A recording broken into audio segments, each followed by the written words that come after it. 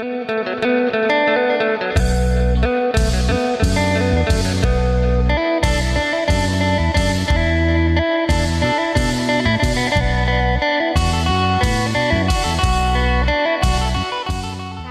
ายดีและสวัสดีเด้อพ่อแม่พี่น้องFCสุขูสุคนเนาะทั้งในประเทศและต่างประเทศเมื่อนี้ก็มาพบพ่อกับสาวดวงอีกแล้วเนาะพ่อแม่พี่น้องโดยวันนี้ทางสาวดวงกับสีทมทานซอยประแต่งเพิ่นเนาะเมื่อกี้นี้กองพื้นซอยเพิ่นแล้วเนาะแล้วก็บัดนี้เพิ่นสีทมทานแล้วเพิ่นเอาผดมาปกเนาะก็เลยสีทมซอยเพิ่นเนาะโดยไปเบิ่งกันเลยนะพ่อแม่พี่น้องทางป้านางเพิ่นกามาซอยน้องสาวเนาะแห้งๆแน่ส่วนขี้เลื่อยนะเห็ดบดต้มเห็ดบดต้ม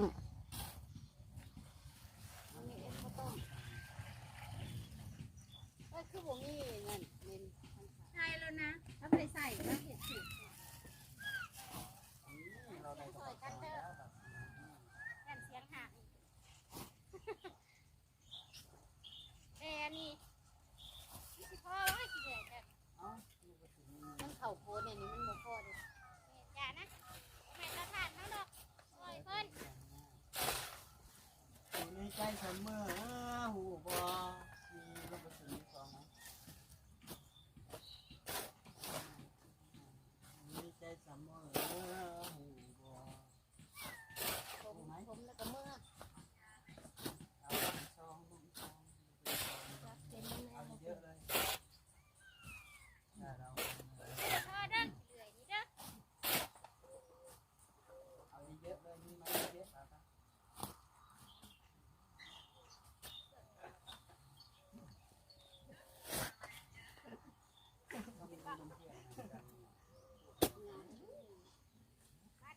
มาเด้อผมกรอกคนทำยังไงไม่ดีแล้วกรอกคนละกันให้ตรงไหนตรงนั้นตรงไหนตรงไหนตรงนั้นตรงไหนไม่เห็นอยากรู้ว่าตรงไหนตรงนั้นนะมีตรงนั้นด้วยพกกันนี่เป็นแม่อีสานนี่ด่าคนไม่เป็นเนี่ยมึงตรงนั้นแหละผมขอโทษ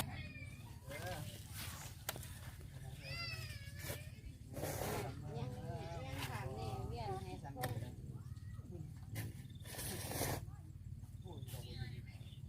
ทางมันพ่อบอก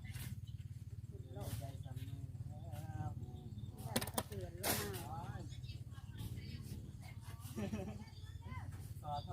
ษ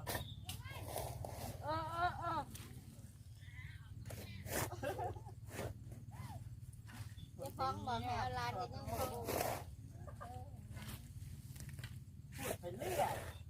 นี่มานั่งเบิ่งอยู่พี่แม่แม่ เธอคิดว่าผมเป็นหมาเหรอผมกับคนนะ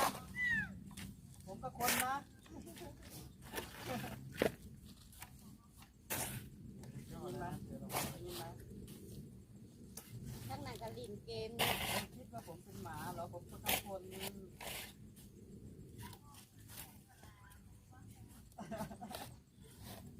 ก็รู้แม่อย่าไปเรียกนะว่าหยอกมันกินหมวก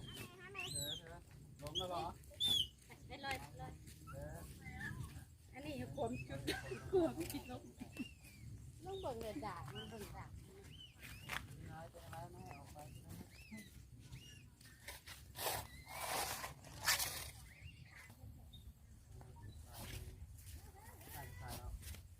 แม่ที่เลยบอกว่าจูดแบบนี้เลยเขาบอก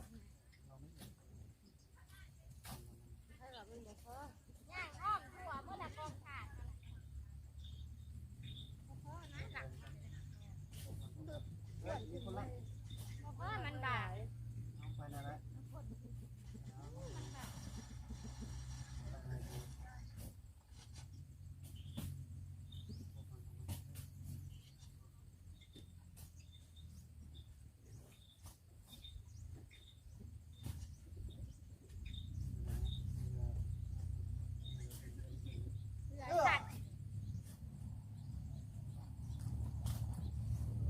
เสมอ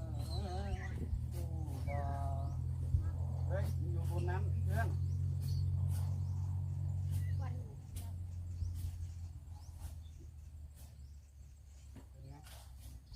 เพื่อนคานมาตรงนี้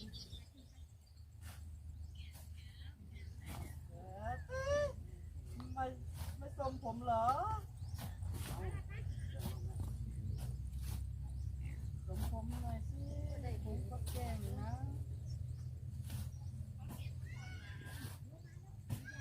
ชื่นใจหน่อย เสียงกันนนกับนี่แล้วไว้แล้วเด้แล้วบัดนี้จูดกินกับไผ่เสร็จเลยจูดด้วยบ่ว้า เป็นอย่างนี้ต้องชื่นใจหน่อย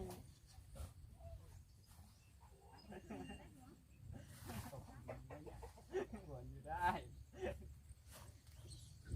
เล่นเขาตัวเลยเหรอคนก็ว่าคนเล่นเขาตัวคนอย่างนั้นแหละ เป็นหนักทั้งหมดยังมีแต่หนัก จะอยู่ในหัวใจทั้งนั้นแหละไม่พูดกับเราแต่ว่า ตอนแรกคนตกหลายมันสูง เขาที่เกียจพูดให้ไม่นอนคิดว่าจริงเดี๋ยวรีบตาเดี๋ยวเรามีเงินเลี้ยงมันไม่ทำหาอะไรเลยเหรอมันนะเดี๋ยวเราไม่มีเงินเลี้ยงเธอนะเดี๋ยวเราจะไปหาเงินก่อน พอได้แม่เจ้าชิมืออะไรพวกแม่เจ้าชิมืออะไรเมื่ออะไร พูดไปเรื่อยอ่ะเราก็จะไปหาศึกษาจังเลย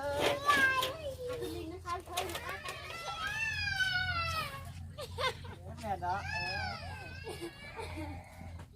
แม่ทิ้งน้องย่านะหกอันนี้น้องแม่ทิ้งน้องมันก็ได้แต่ ทำไม จะ ดูแต่เบอร์สีเนี่ยนอกใจผมนะอย่านอกใจผมนะรอเรา ได้ ด้วย ส่วนได้ไหมเท่า เรา ที่ได้ส่วนเจ้า เป็นห่วงเราไหม แล้วผ่าน สองคำก็เป็นห่วงสามคำก็เป็นห่วง โลกก็มีอะไร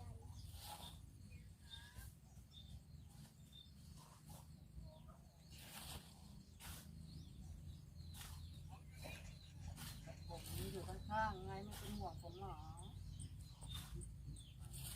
บ่พอ เป็นห่วงเพื่อนเลย ยังบ่พอพูดไปนี่แหละมันจังใหม่ไว้ให้มันผิวเนี่ยเดือยนี่แหละ เขียนแล้วงอนแล้ว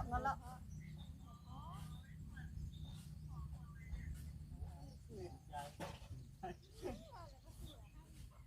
ใจ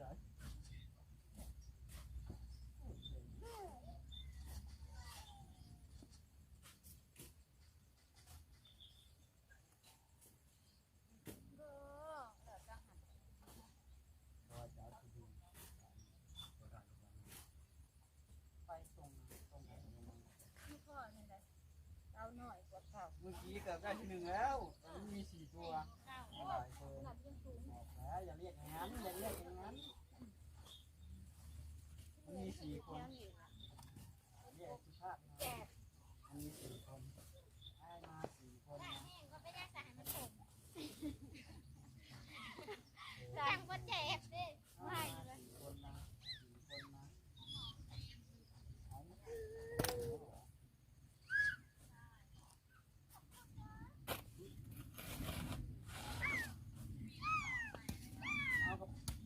เอากระเป๋าปุ๋ยที่บ้านผมเนี่ยมีเยอะเอาไปทำอะไรของมันเต็มไหม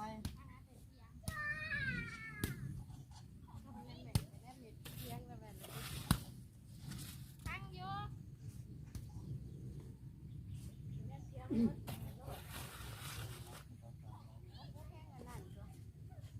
มีแล้ว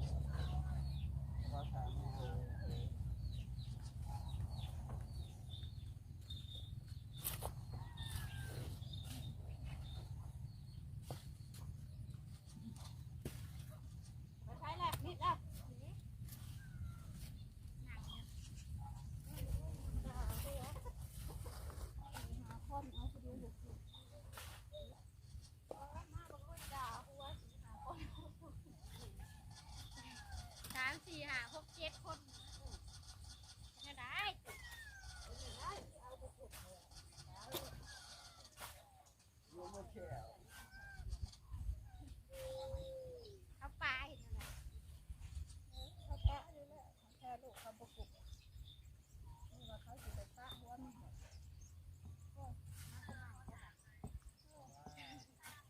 ปูเขาปลาลูกเขาคุ้มอยู่แล้ว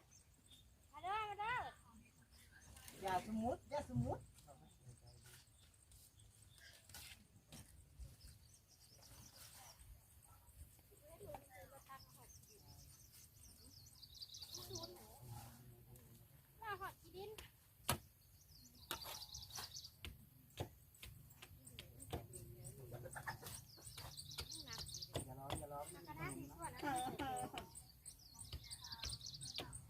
อย่าร้องผมไม่มีขนมเยอะนะ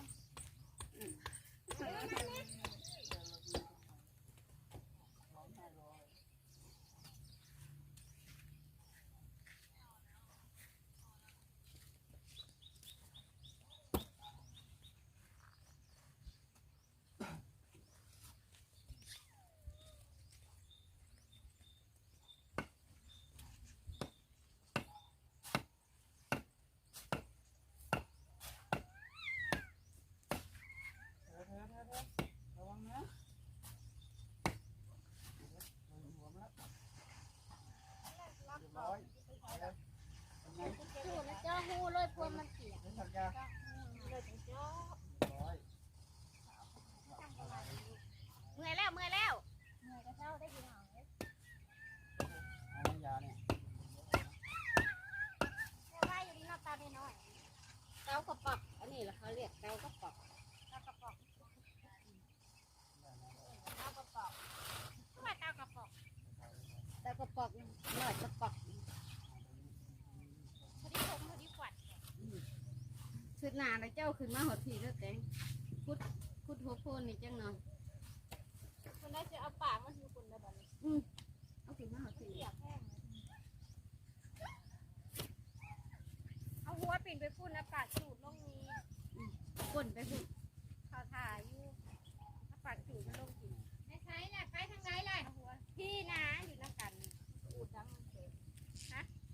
เบิ่งเข่ากันเด้อ ข้างหน้าข้างหน้า โอ้มันลายเต่าอยู่ ยังสวยกันมา โอ้ยหมอกาแฟน่ะมาห่อนทั้งเสือให้แล้วก็ ตายเลยเดี๋ยวเราเข้าไปจัดนะ เรื่อยก็จิ้นได้เล่มเมา มีเพื่อนมีเพื่อนทำได้ปะเฮ้ยมีมาเถอะเป็นไง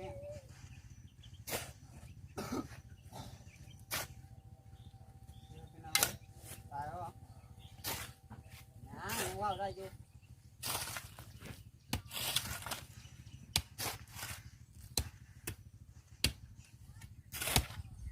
เราไม่กิน ที่เรื่อยก้าวกับที่เรื่อยใหม่ปนกันเลยนะ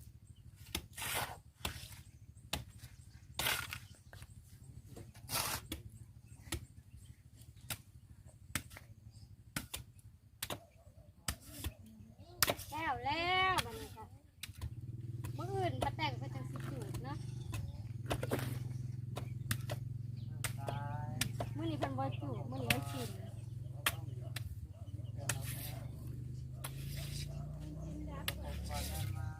ชิ้นแตกได้มือนี้ชิ้นเก้าจะชิ้นเต๋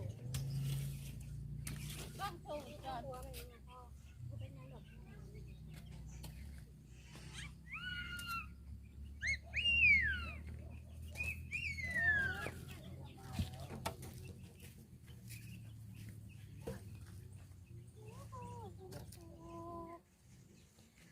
โอเคเนาะพ่อแม่พี่น้องบัดนี้สะดวกก็สิได้ขอตัวลาพ่อแม่พี่น้องไปก่อนเนาะฝากพ่อแม่พี่น้องกดไลค์กดแชร์กดสั่นกระดิ่งให้สะดวกในอยเด้อพ่อแม่พี่น้องเนาะเพื่อเป็นกำลังใจให้สะดวกให้คลิปต่อไปเนาะโดย